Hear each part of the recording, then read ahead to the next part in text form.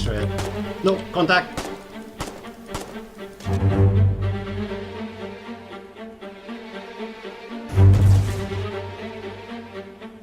Hold the line! 5, 2, 3, 1. Yep, direct taking fire.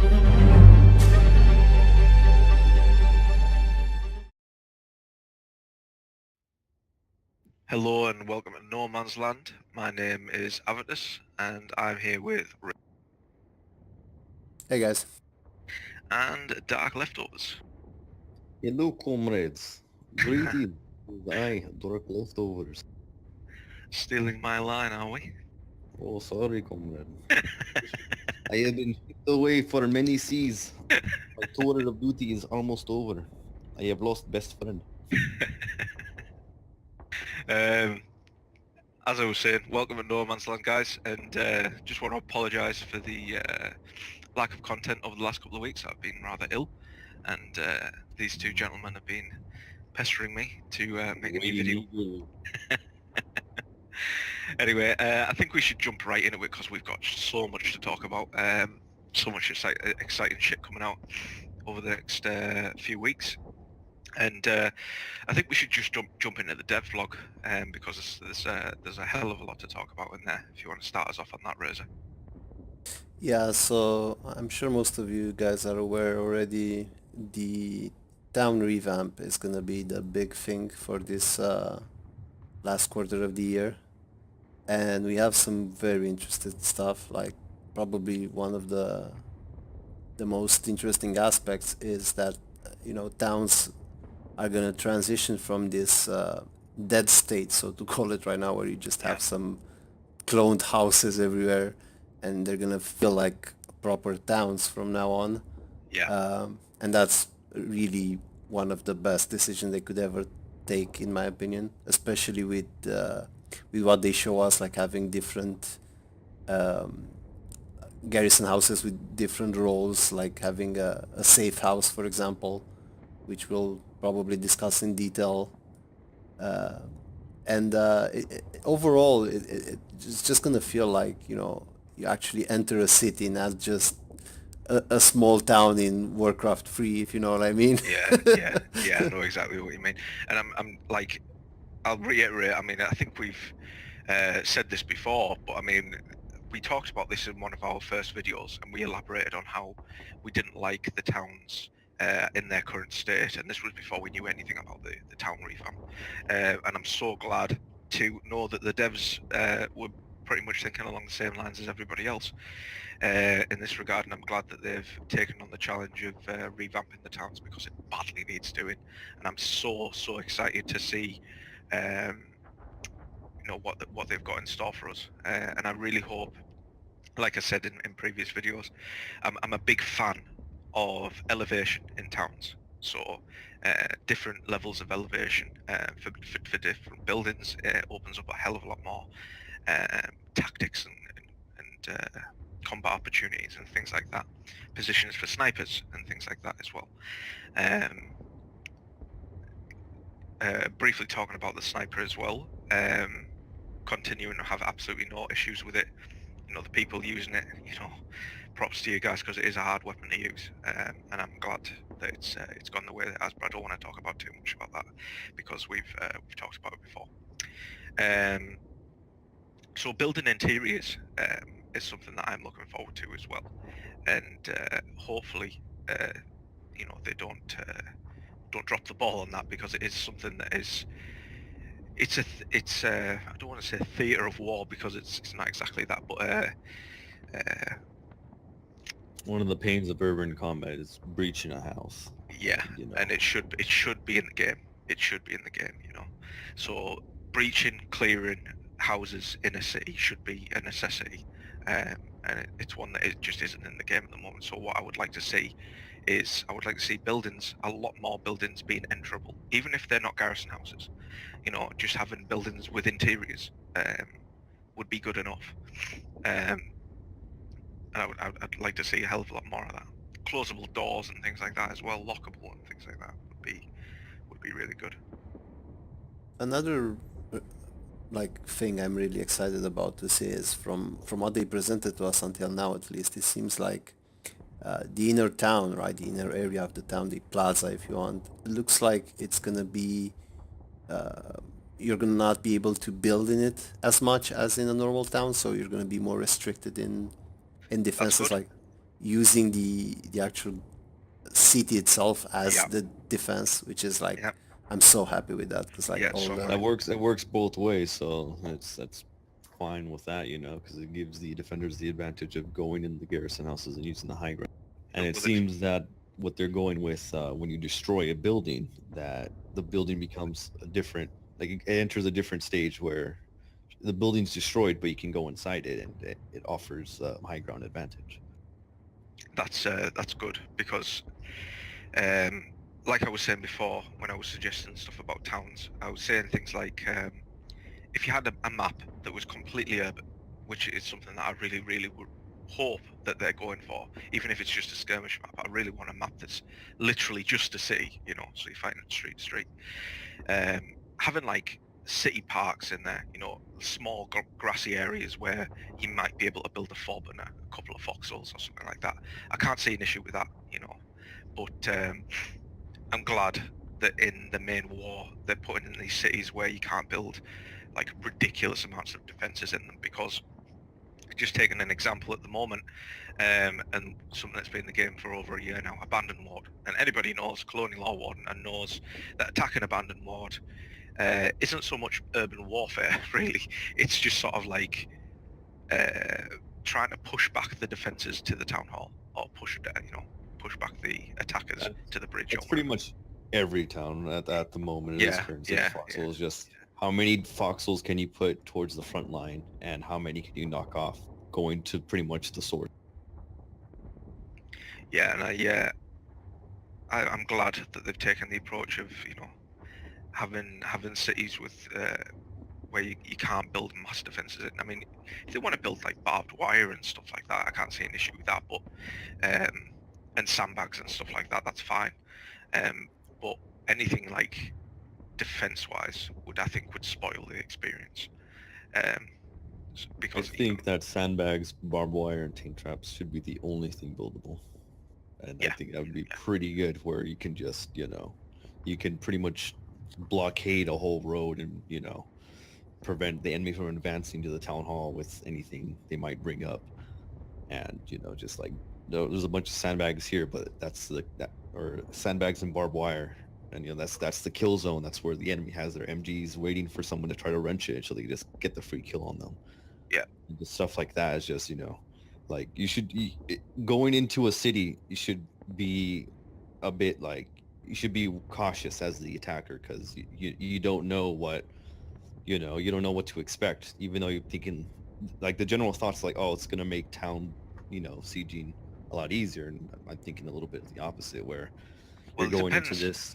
It depends on a lot of factors, doesn't it? I mean, if you're walking into if you're walking into a town to try and attack it at, you know, 5 a.m. or whatever it is, when not a lot of people are playing, and you've maybe got 5 of your mates on, you know, from wherever. If you're walking into a town with no defenses in it and nobody defending it, it's obviously going to be easier. However, at peak times, when, you know, there's 30 people fighting 30 people over a city, it's going to be made extremely, extremely difficult and extremely tactical, and it's going to be a hell of a lot of fun to play. But I can see there being an issue with, I mean, there's already an issue with night capping. So, you know, the only thing holding people back from night capping is the unmanned defenses, you know, the NPC defenses. So you take that out of the equation. I'm curious to see how they're going to combat that, but I'm not seeing a way around that at the moment. But I think it's a a necessary evil. I think a way around it could be that the town itself perhaps isn't like a town hall. Maybe it's just like a flag or something like that that needs to be taken in these circumstances. So it's not like you need to push a CV into the town to build a town hall or anything like that, because if they have a flag, it can change hands very, very quickly. So it's not a big deal if you lose the flag. You know, you can retake it and you've got the city back, sort of thing. But if they do it town hall wise, it's going to be an issue because obviously at night people can just walk into the city, no problem, because there's no defenses there. You'll still have the garrison houses, which from what I saw in the pictures are gonna be more abundant than in the past, so Ah, right, okay. have them, you know, they're gonna probably be the main line of defense.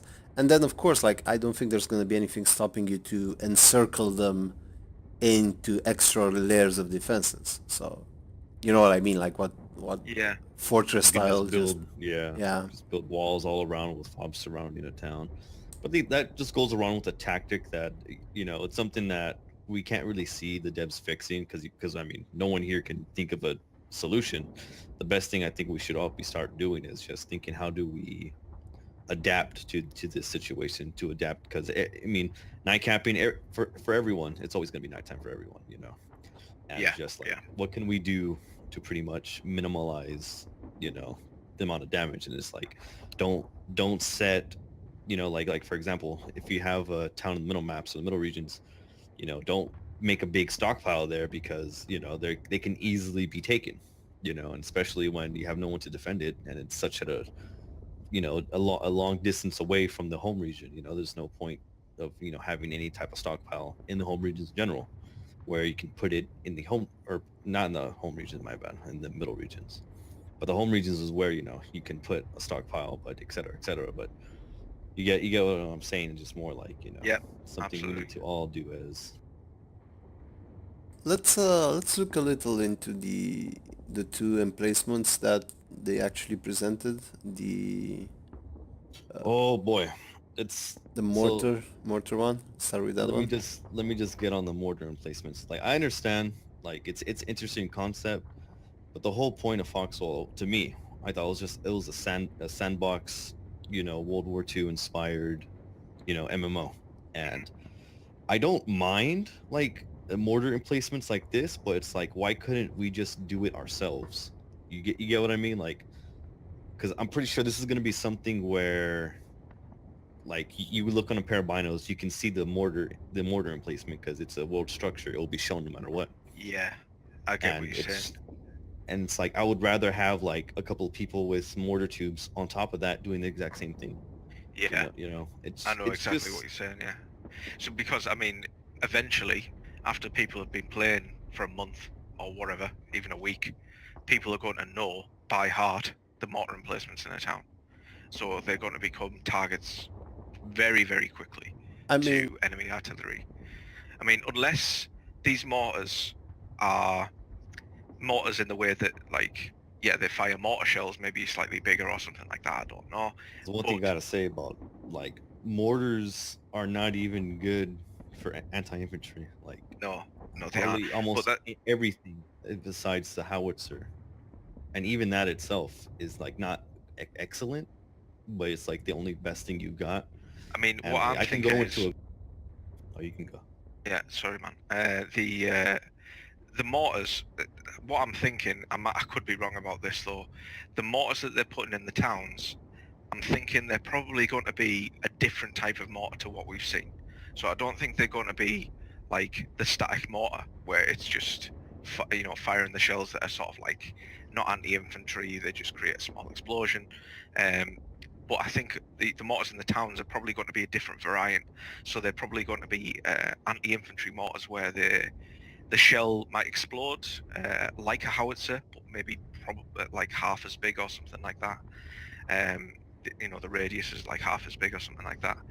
And these mortar emplacements should probably have a bigger range increase than, you know, obviously a 65 meter mortar emplacement range isn't going to be good enough. So if they make it 150, then I can see it working. I'm just gonna call bullshit right now and saying that I'm pretty sure this was the turret of the old gunboat. Like, I'm Yeah, looking at it, getting flashbacks as if they like sawed off the barrel a little bit, off the light artillery turret off the old gunboat model and just slapped it here, made it a mortar. But it's like I don't mind it, but it's like I would rather have them build a better mortar or like a more of an actual heavy mortar emplacement Yeah. instead of something just like, well, you can only use this in towns, and it's like, eh.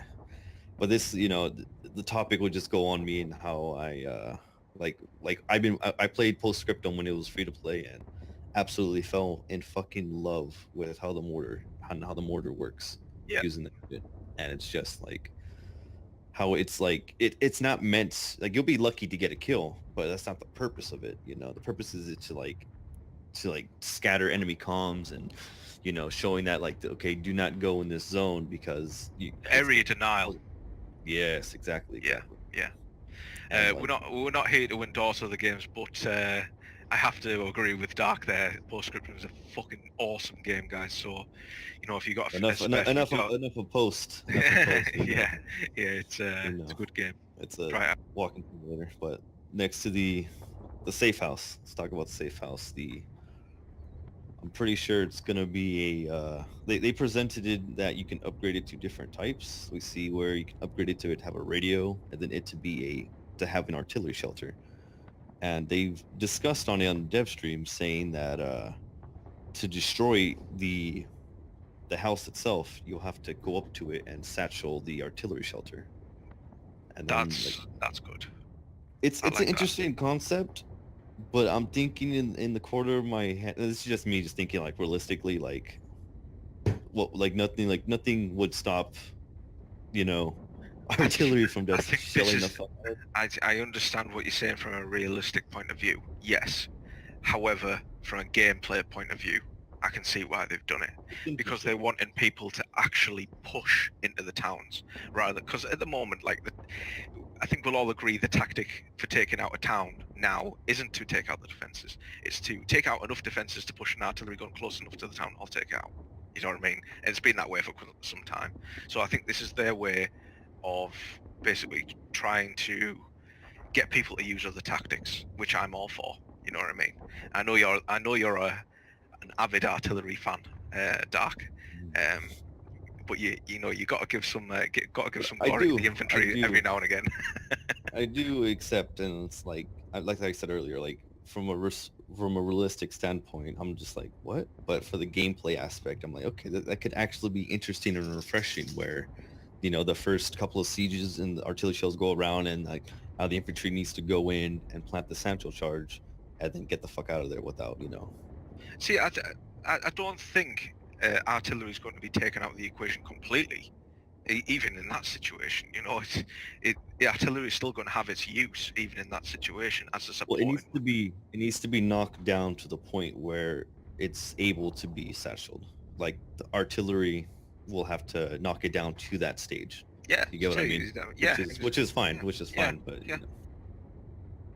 I mean, I would have it so, in my opinion, art should be able to basically bring it to a stage where it doesn't shoot or anything, it just powers defenses around it. And, you know, because like in the end, the building itself should be down, right? But because of the shelter, you should not be able to destroy its powering of defenses around it. That's, at least in my head, how it should normally work. So these safe houses and these shelters, they're going to be spawnable in, yeah? You can upgrade them to be spawnable, yes. If you, it's Right, basically a okay. facility, and you put in upgrade Yes. parts in order to unlock a shelter, a spawn Basically, point, you make it and a radio you can tower. you can upgrade it into a fob, basically, then. Something like that, with a little more perks, yeah. Yeah, I like that. I like that a lot.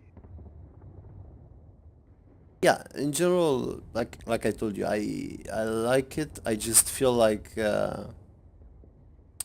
you know, just so you keep it sort of realistic, and just the building should go down in a stage where it's basically only the shelter left, if you know what I mean. And I then just want to be able to go into both floors of a fucking house, you know, and have people man the windows instead of just having the AI do it itself. I mean, I sure like defensive wise, you know, you want the AI, but you know, sometimes it's just cool when you have like your whole squad of 15 people hunkered down in this safe house. You know, the enemy's like trying to like brute force and try to shoot it down, but you just have everyone manning the windows and firing in every single spot, trying to stop the enemy from, you know, getting close. But you know, that's just wishful thinking, and I know for a balanced perspective, it wouldn't be as entertaining because I mean, we all can agree that the AI could probably shoot better than the average recruit. You know. With their homing bullets, yeah. I mean, you know, you could still have both at the same time. Right now, you have both. You have garrison houses that still fire by their own, and then you have people inside them firing at enemies, right? So you don't need to necessarily cancel them. I don't know if that would make them too OP, but the rate of fire of garrison houses is still kind of slow. So I mean, with the Foxhole, it has one person with you know the standard issued rifle, but yeah, for Yeah. some reason, shooting twice in like the span of a second, I'm just like, what? It still confuses me. Then we have the fortress wall that also shoots you know, the same capacity as a Foxhole, and Yeah. caught me off guard when I first, you know, saw it built, and I'm like, oh shit, you know, I think thinking, like, this is just a bigger pillbox. Nope. where I'm thinking with the fortress wall, like I've always felt as if a fortress wall, you're gonna laugh at me here, but I think it's a little bit underpowered. To tell you the truth, like I when I run into a fortress wall, it's not that big of a deal. You know what I mean? I mean, unless they're like there's loads of them. You know, it's not really a big issue because you can just easily get around. They only have 180 degrees of fire, so you normally get around them and stuff like that. I think what a fortress wall should have in it is more something akin to the NPC having a sniper rifle rather than a rifle. So the rate of fire is drastically reduced, but the Accuracy and range. accuracy and range is increased. Yeah, so I think that might be a better option. Rate of fire for foxholes it's like it's one of those things with foxholes. Playing infantry, you know, they tend to be what's the word, like random in the way that they respond. It's like sometimes you can like literally poke your head out from around a corner and your head will be gone in a second from a foxhole. You know what I mean? Like they And knew. other times you can like literally get right up to it without it even killing you. You know what I mean? It's just it's pretty random in the way that it responds at the I know moment. exactly what you're talking about. Like, I go up to a foxhole, I'm like firing at it, and then out of nowhere, it just like, oh yeah, this guy's about to you know, suppress me, fires Yeah. and downs me, and like, I'm not even mad that it downed me. I'm just like, just down me the first time you're in range. Yeah, because yeah. I'm thinking that like, oh yeah, I'm out of his range. What it does is it lulls you into a false sense of security, doesn't it? So you so you're walking around with this foxhole not shooting you, and then you know, thinking it's deactivated or whatever, and then out of nowhere it'll just blow your head off. Yep, it's the unfortunate life, but you know, maybe eventually they'll take a good look because that's another bunch of bullshit. But it's enough of a town and defense talk. Let's go into the big Kahuna. Big Kahuna. 6 feet under. We've been waiting to talk about this. Okay, So- so where to begin? Where to begin with the medium tank? probably should begin with how they look, right? Because like that's probably calm down there. Sorry, I'm still trying to digest the warded one. It's like, I mean, I'm not a fan. I mean, it looks. I mean, from the modelers, I got to give them props because I mean, hey, they did their best with what they could. But like everything I was presented in total, what the wardens were about, and from what we read about the lure, the warden just looks like fucking AIDS. It just looks, looks bad. Yeah, I know exactly what you're saying. Like, It looks like a prototype. Like it wasn't meant. It does. Yeah. I was about to say that. Yeah, you took the words right out of my mouth there, dude. Because, like, I love tanks in real life, and like it's one of my like biggest interest, tanks. And I have to say I absolutely hate, you know, when tanks have these exposed tracks on the top. You know what I mean? That's bad tank design. You know what I mean? Real bad tank design. So like having the like where you're going to be receiving most of your fire, having tracks exposed there is a bad idea. You know what I mean? So for my it really sets off my what's the word, OCD, when I'm like seeing the Warden tank with its literally half its top tracks exposed to enemy fire. You know what I mean? It's just it's just not how tanks should be. The Colonial tank, however, is just like, I have to say, don't normally like colonial engineering for obvious reasons, heresy. But I have to say it looks Wouldn't mind brilliant. stealing one. Yeah, Proper. I wouldn't It's mind proper. stealing one and painting it. Yeah. Briefly going on to something now that I've just reminded myself as well. When vehicles are captured, I'd really like the ability to take them back to a vehicle factory and give them a friendly skin, like paint Oh, them. paint sort of thing. job. Yeah, Oh, paint jobs. Just on that warden, Oh. warden dark. yeah, I think that would go a hell of a long way, and I think a lot of people would really, really enjoy that. So, taking them back to a vehicle factory and getting them resprayed would go a long way to helping with friendly fire and helping the enemies obviously know that the tank's captured and that sort of thing. Which I also mean, makes just, things way more easier for like in general when you have a fucking, you have an enemy vehicle, but it's under our, under our control, and we have it colored sprayed in our colors. So that way, as an artillery guy, the binos does not tell me who's on it, and I am like, someone's telling me to shoot a tank, and it's like, naturally I'm gonna think on the one that's firing against us, and I'm firing at the tank that is against us, and apparently that was the friendlies, and I'm like, what the fuck? Like, yeah. it's like there's no way to find out.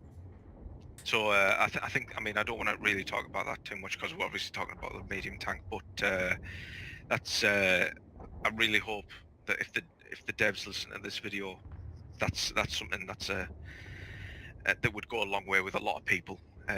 Even if the color scheme's very, very basic for painted vehicles, it would go a hell of a long way to. It's a little thing that goes a long way. It's Yeah. one of those things, like it's well worth the effort. But let's get back on to shitting on the Warden tank. Love. Yeah.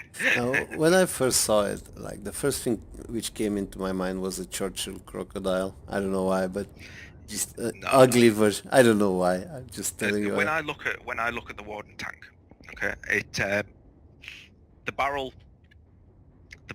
I'm not a fan of it. I'm not a fan of the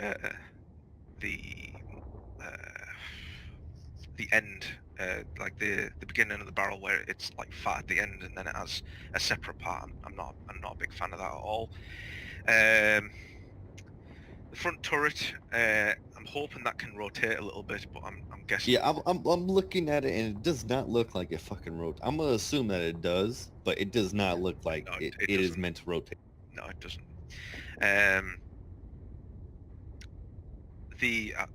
I mean, I do like the engine. Now that I'm looking at the engine, I do like the engine. It does look good. That's a staple of like almost all the Warden, vehicles, is that they have the engines are almost always exposed, which is fine.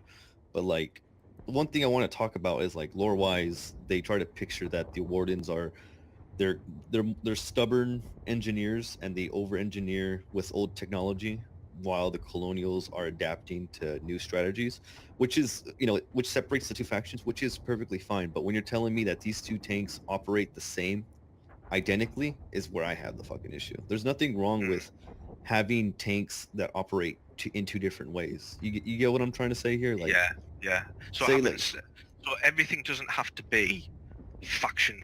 Like, I get what they're going for with balance, sort of thing. They want to make it absolutely 100% the same, even sort of thing, and it's a safe option, and as soon as they start introducing things like maybe the Warden tank has a different weak area than the Colonial tank and things like that, then people will start shouting like things like words like overpowered and stuff like that when they don't hit the weak spot and shit like that. And I think that's the reason why they try to go away from different tactics for the same vehicles, you know what I mean? but I see what you're saying, and it could be if they did it right, it could be absolutely brilliant for the game. It would add a lot more variety. It would add a lot more tactics and people having the knowledge to obviously strike at those weak points for different vehicles and stuff like that. Getting back onto it, I do not like the front hull, the front side of the tank being so indented to the tracks. That is like horrible. You know what I mean? Whoever thought of that, you know, rethink it because it's real bad. It to me, you said a Churchill crocodile, and I see where you're coming from with that. But it looks to me like a land ship with like a World War II turret just strapped to the top of it. To me, like early period World War II, and the turret. It's got those sort of like long. It's like a tube, almost like a cut tube, you know, like a lot of the Warden stuff is. But I would really have liked to see a lot more like a little bit of a variety on design here, because it's obviously some, you know, high grade tech. So I'd like maybe a little bit more detail on the side of these turrets, maybe a little bit more angles and things like that.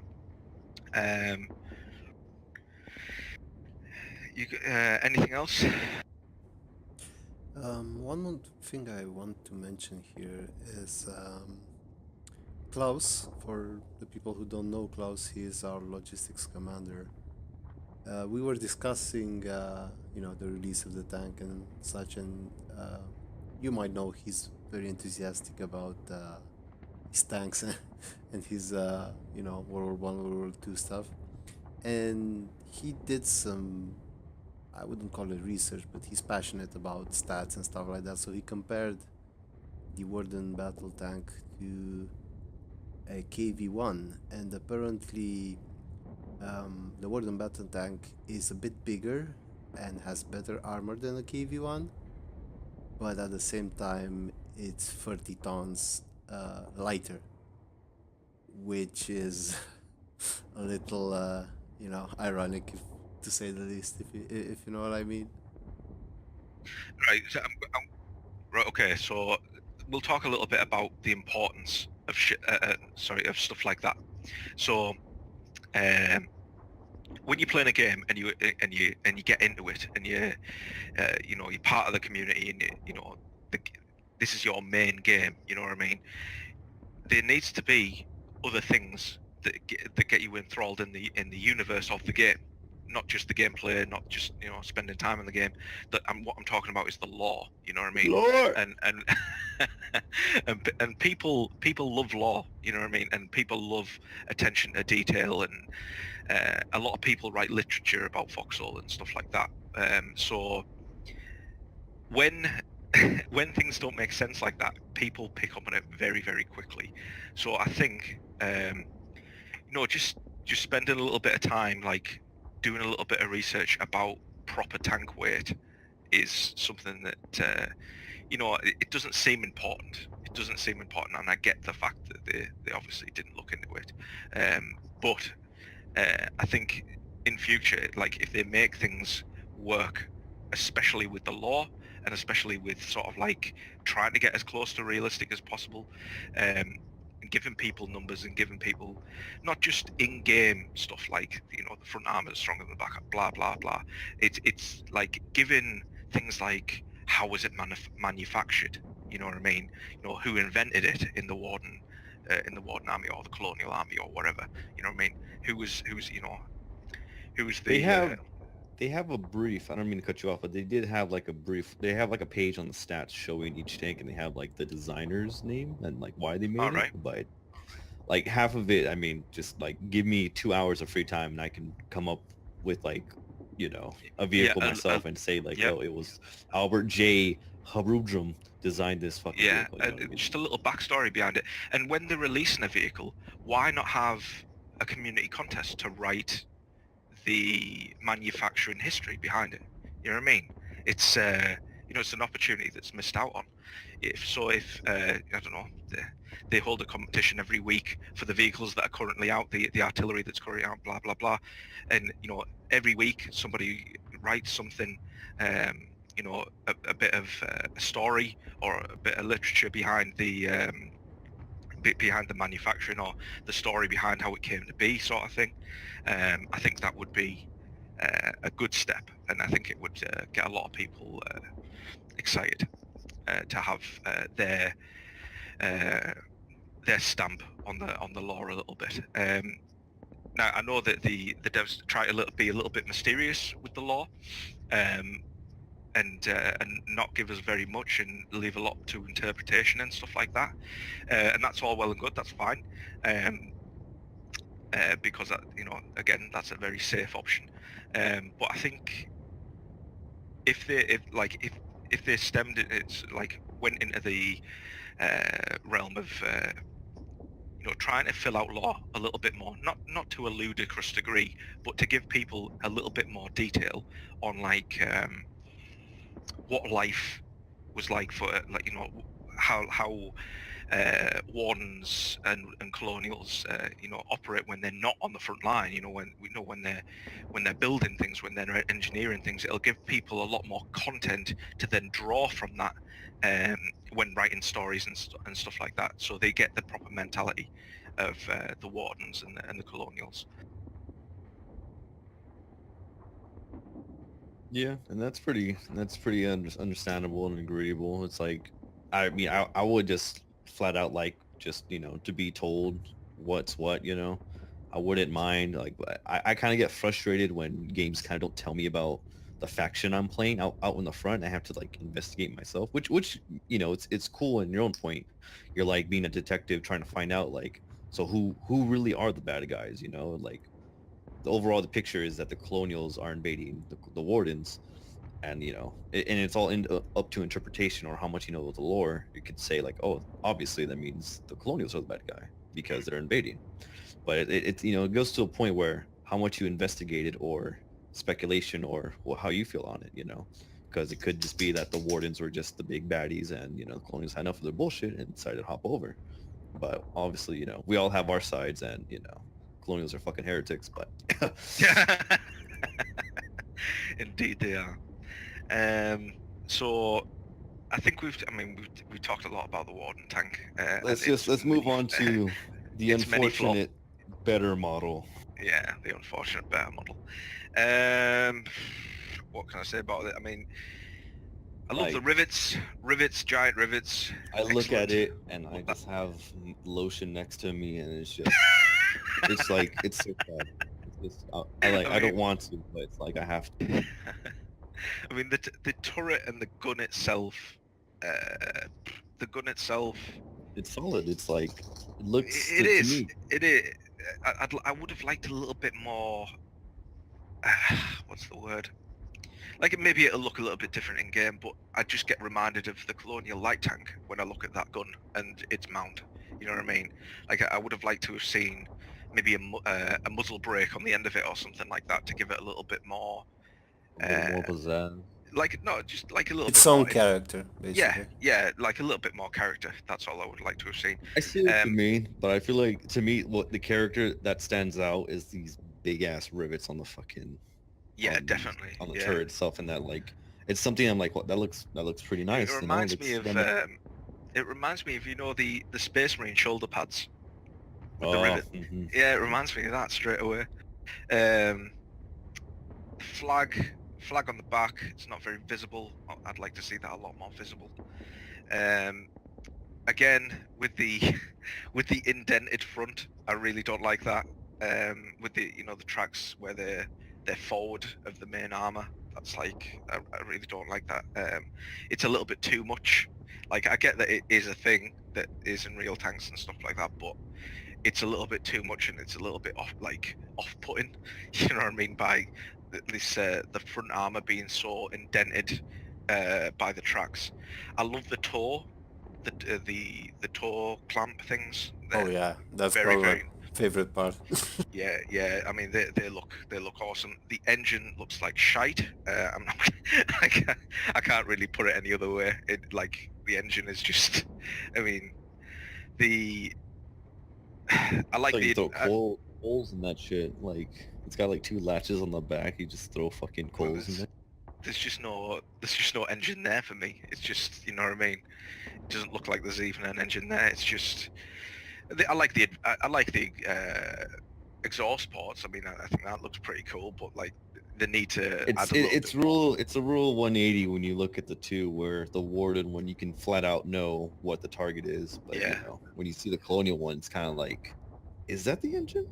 Like, oh, it is. Okay. Well, Yeah, you yeah. know, I know what you're saying. I'd like to see a lot more exposed engine parts on the back, so maybe a grill there, you know what I mean, to definitely identify that as being the weak point. So having a grill perhaps over those 2 little shut back doors there, for obviously engine access, just have that as a grill instead, or something like that. The front gun, that looks amazing. To me, I really like the front machine gun. It looks like it can rotate and all that. that one It looks. actually It looks looks like proper. yeah, it does. It does.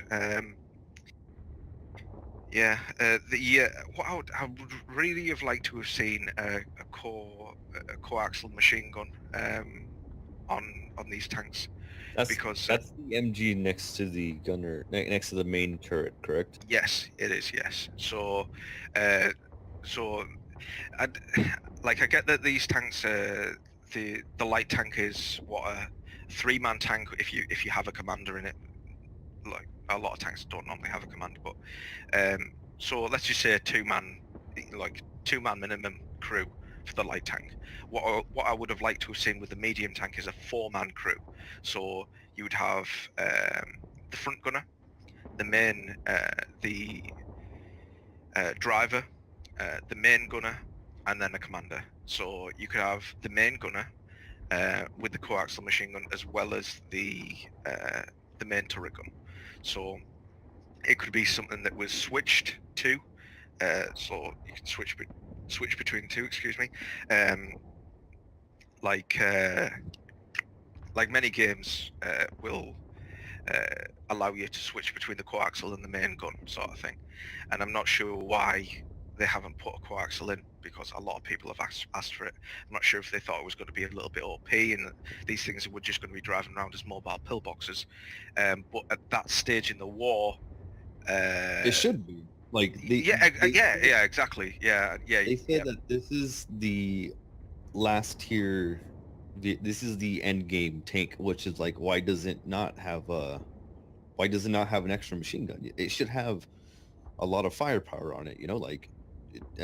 But to be frank, or to be fair, like they did release that they would have 3 different types of shells, included with the light tank as well. There's going to be 3 new structures, and which is the ammo facility, which it has armor piercing, high explosive, and shrapnel rounds, which the engineer / reloader slot in the medium tank can swap to. And right, okay. also, I don't know if you know, Avidus, that the engineer / loader changes the type of ammo, reloads the ammo, and repairs the medium or the battle tank. Right, okay. The gunner So, himself cannot reload. all right, okay. So that's great. I mean, that's good news as far as I'm concerned. So, so when you say loader, how many people is this tank actually going to crew? I think 5. 5. That is good news as far as I'm concerned. Yep, good news. Which is good and fine. You know, I have no problems with that. And then the introduction of different shells that's solid. You know, that's something that will definitely help with, you know, tank versus, or just variety gameplay. You know, something little as that, like, oh, you know, we could only store like one type, you know, 1 or 2 types of the 3 shells. You get what I mean?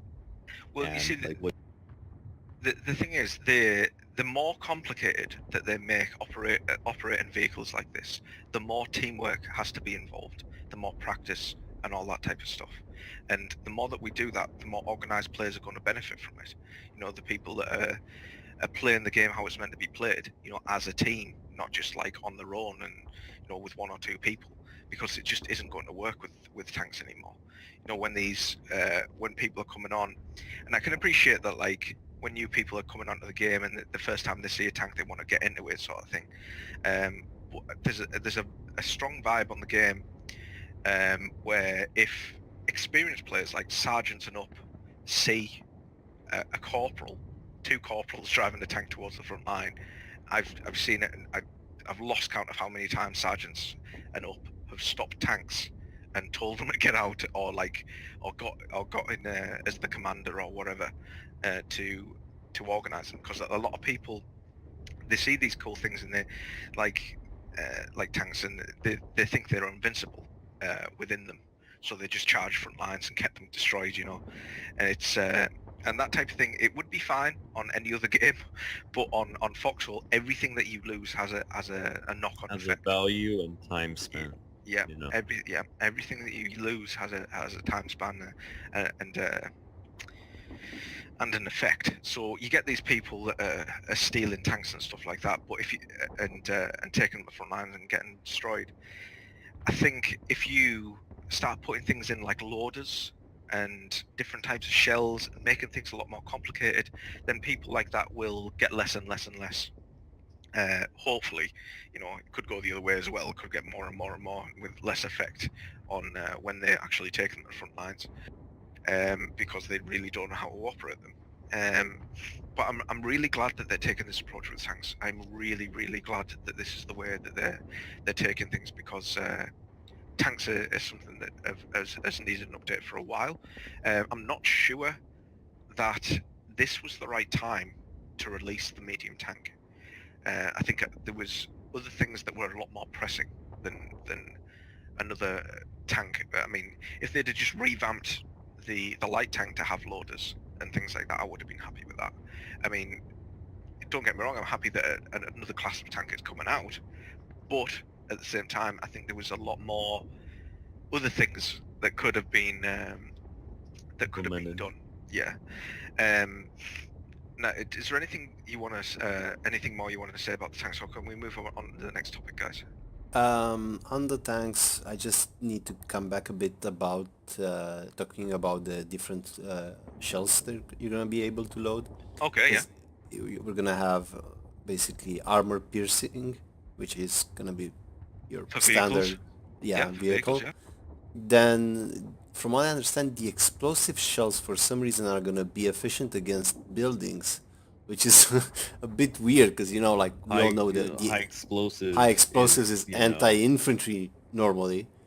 Yeah. And Yeah. then you have the shrapnel, if I remember correctly, the shrapnel ammo, which is gonna be effective against infantry. Another very important aspect about them, which I think we really need to discuss, is that you can only produce them in 3 locations on the map. We're gonna have 3 special factories for this ammo. But, to be honest with you, just for the ammo, right? Just for the ammo. So the tanks can be built anywhere, just not the ammo. They didn't release a lot of details about the production process of the tank. It's gonna probably be normal production, but the costs are gonna be higher, and probably the wait time for the blueprint is gonna be something crazy. Yeah. I mean, the wait time for the blueprint might not be crazy, but you might only get 1 tank out of the blueprint instead of 3. I think that's almost a given. Like the cargo ship, basically. Yes. So that's what I really want to discuss, like the aspect of having these new unique buildings and only 3 of them in the entire game that are able to produce the special ammo for the tanks. So another strategical point you'll need to capture, you know, if you want the nice ammo for your tank, you know. Yeah, and I think it's going to make those factories targets, which is a good thing. It is a good thing, because if you remove, say you're winning the war, and you send special forces or whatever to take out the last ammo factory for the enemy team, it's obviously going to stem their supply of the shells that are needed for the medium. Yes, it's really a thing that I enjoy because it gives you, like you said, an extra target on the field, and we really lack these side objectives, if you want to call them that. You know Yeah. what I mean? Like, because like right now it's only town, jump from town to town, and that's about it. Maybe like sabotage some, what do you know, docks or some stuff like that. But you know, but when you introduce like factories that are unique, that's really a, you That know, gives you a reason to actually take, because I'm assuming these are going to be the home region, one for each region. That makes it's not a home region, It- the it middle pr- regions. yeah, it's Yeah, not really clear where, but I would prefer them in middle maps, to be honest, or Yeah, at least I think they're going to be in the middle. at, The at middle least regions. at least a balance, like one in the Warden home, one in the colonial home maps, and one in the middle map. So then you have like one in each zone, so to call it, so you can fight over them. maybe normal facilities can be upgraded at a very, very high cost to produce these shells as well in time. Just an idea, maybe that could be 'Cause fine. We'll have to it see ma- how it things makes go. it makes sense, but we can start talking about the topic that Yes. you wanted to bring up. Yeah. All right, guys. Well, I was talking about other things that I felt were a little bit more pressing than another tank, and one of that is infantry survivability.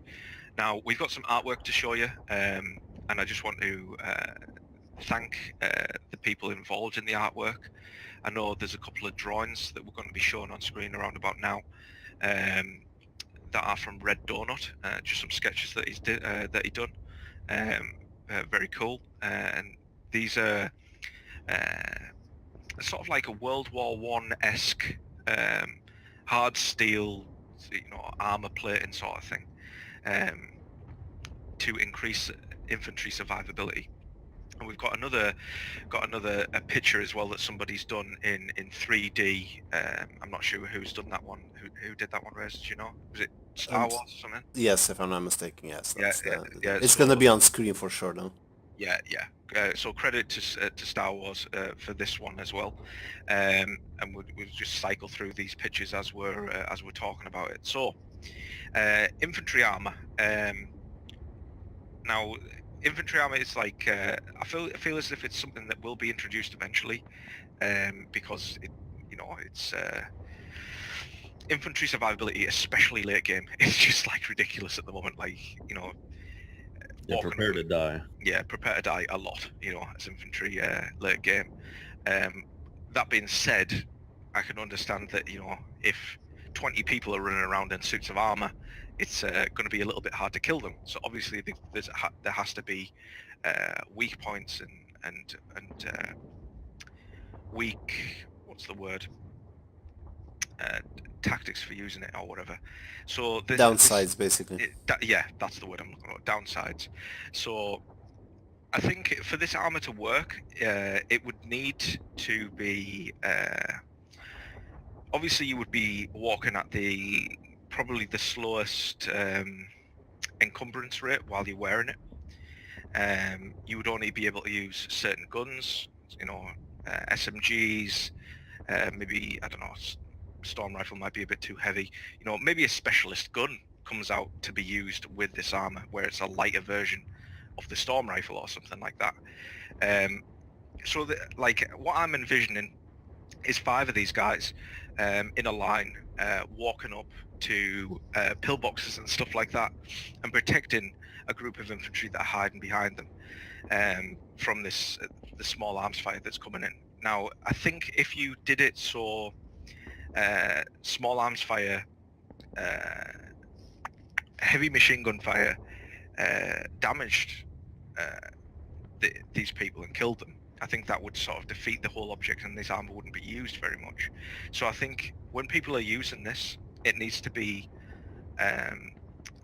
like exposed at the back. So you have your front protected, you have your front fully protected, you're moving at a very, very slow rate of you're just walking towards the enemy, and if they throw a frag grenade behind you, then it's going to kill you, sort of thing.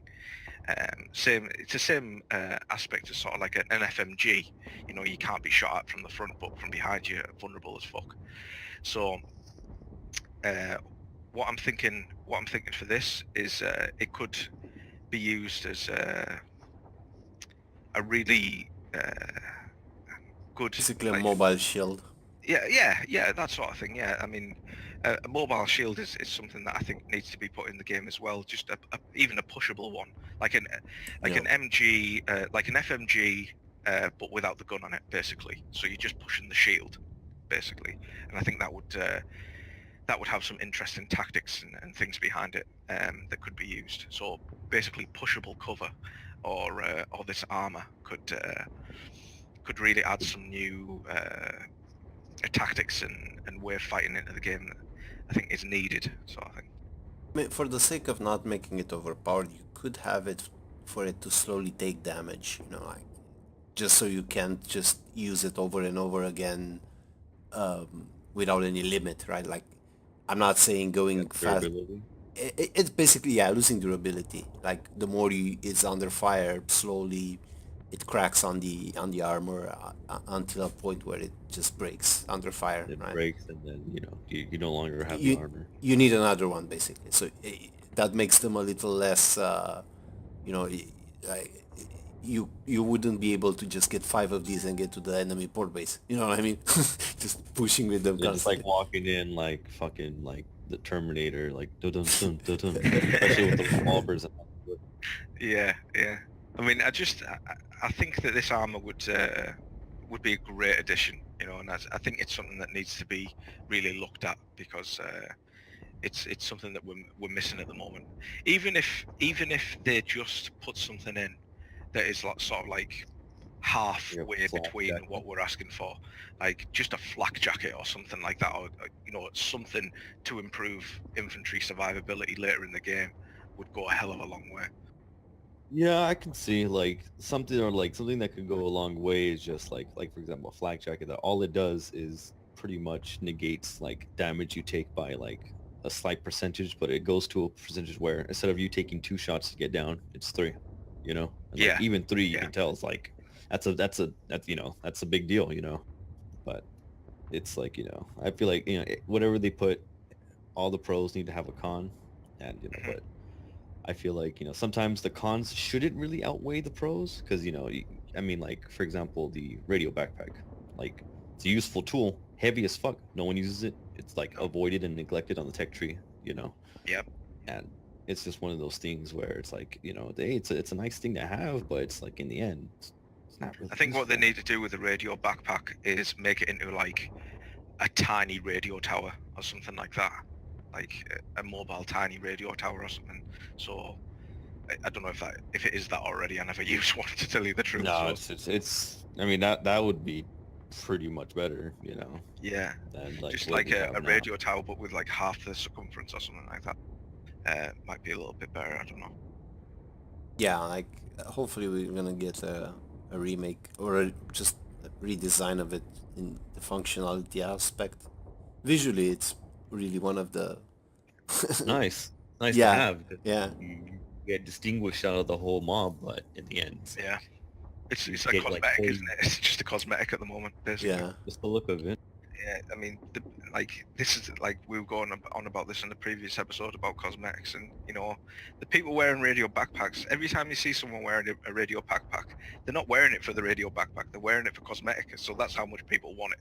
You know what I mean? Want cosmetics. It's a general thing when you play the same thing over and over again, you crave to stand out. Yeah, It's you do. it's Yeah, just it's it's human natural. nature. Yeah. Just a point that I've just thought about there with the armor that we were talking about, the heavy armor. How often do you see frags used in late? Well, it really depends where you're at and what's going down, because sometimes it's just like you can just get a bunch of frags, and like when you're dealing with with foxholes, I don't know, it really comes down because I would say it isn't as much to use compared to the other stages of the game. I can agree. Yeah. Y'all can agree to that. Logi Yeah. doesn't produce them to start with, so Yeah, because what- like You would be pretty much you would be surprised on what the actual result would be, but I see what you're trying to say, and I agree with what you're pitching. Well, like giving frags a purpose at the end of the game obviously makes them like, because at the moment, like frags are produced early game. They're very, very useful. They've always been very, very useful frags, and if you know how to cook them, they're excellent. But like medium, they start going out of fashion because gameplay changes from trying to kill infantry to trying to push buildings. So like things like stickies and HEs take priority over frags at medium to late stage. So I'm thinking if people are running around in armor that can only be sort of flanked or have a grenade thrown over them, would be like giving them a purpose at end game sort of thing. Just going briefly on about frags as well. What I'd really like to see them add eventually, like when they get around to it, is if a frag lands next to you and your buddy, you should be able to go prone on that frag if you're fast enough, and take the explosion. Sacrifice, because that'd be like some funny shit. You know what I mean? If they ever included that, and I think it would go a long way. So like that would make awarding our infantry medal so easy. yeah, it would. Yeah. Those two things I was thinking you're about to say, and I was like, he's either thinking of the tactical way or the honor way, and it's always honor with me, dude. It back. But both are so good. No, for everybody everybody. both are good. Yeah, go ahead. No, I was just saying that both are good, but it's like it is funny just thinking like a grenade gets lobbed down and first reaction someone has is just to go prone on it just to save everyone else's life, which is I mean, in the DK you'd probably have people fighting over who gets to fight. Everyone just like you just see people like literally running from the other side of the street to dive on this grenade. It's like, we'll die for you. It's like so everyone dies. Just to put it into Everyone's a hero.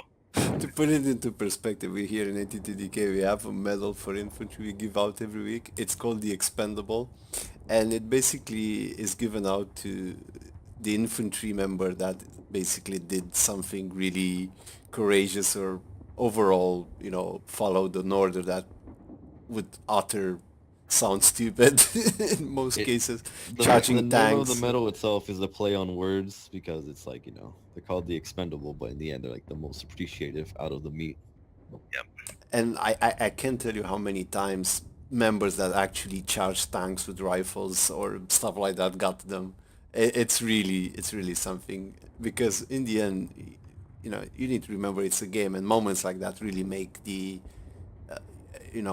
everybody appreciate the teamwork in the game a lot more, in my opinion. Yeah, absolutely, yeah.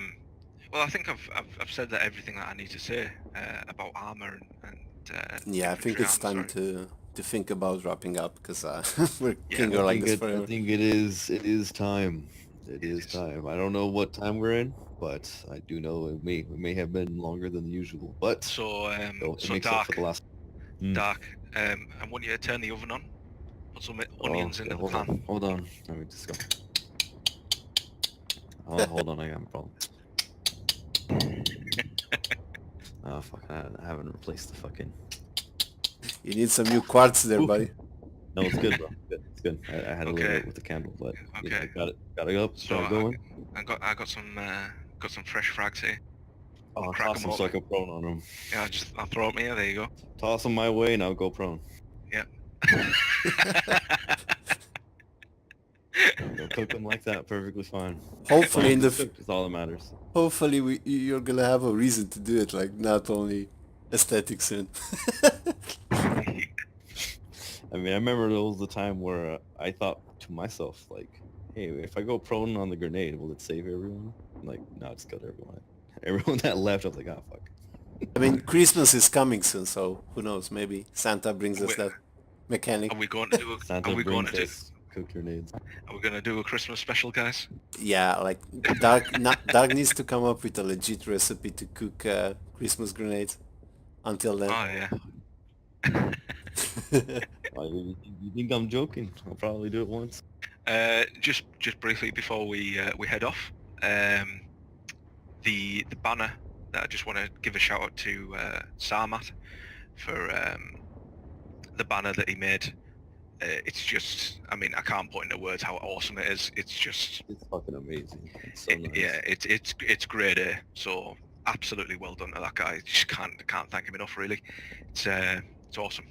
Yeah, we're so happy to have it on our channel. It's like, I don't know what we did to deserve such a talented dude in, No, to be I honest. know, yeah, I know. It's like I look at the banner and then like I would go prone for this. That's how I knew would go prone for this.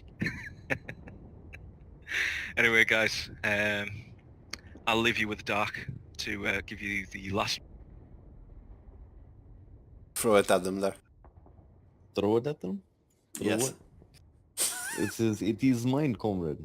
There is nothing for no one. Stay out of those foxholes, you pansies. You will die. See you guys later. Catch you Fight later, me guys. like man.